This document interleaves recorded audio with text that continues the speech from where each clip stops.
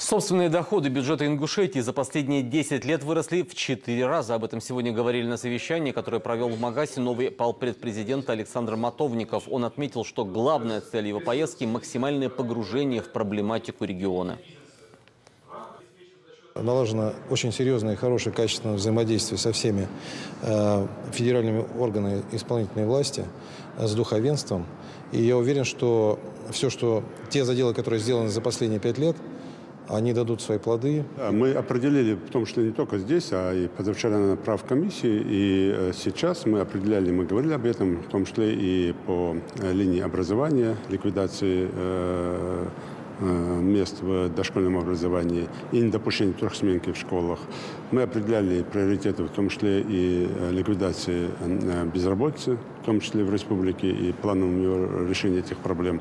Ну и плюс вопрос, который связан с водообеспечением республики и другими проблемами.